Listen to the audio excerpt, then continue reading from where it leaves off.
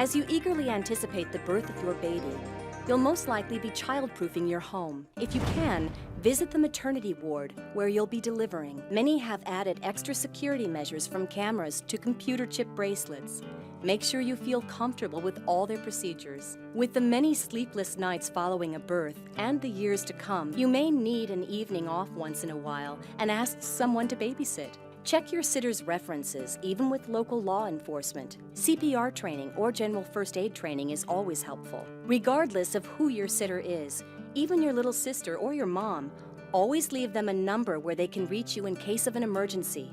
Tell them not to let strangers into the house, and most importantly, not to hesitate calling the police if they hear suspicious noises or actions outside the house. Also, leave them a copy of your child's ID card. Going outside with a cute baby on your arm can attract all kinds of attention, sometimes from unwanted strangers asking to hold your baby. Remember, you're in control. No matter who asks, the answer should always be, "No thanks, not right now." Say it politely and never feel as if you have to apologize. The most important thing to remember when your kids are in their baby or toddler years is that they should never leave your sight. In crowded places like grocery stores, shopping malls, amusement parks, and fairs, it's easy to get distracted. Strollers are key. If you have more than one child, it may be worth it to invest in a double stroller. There are other gadgets that can keep you and your child from getting separated. Bracelets with bungee cords or little beepers that sound an alarm if your child is getting too far away from you. We'll tell you more about those later. As a parent, you know that public restrooms are often a hassle. You should also know that they are a favorite target for child molesters and abductors.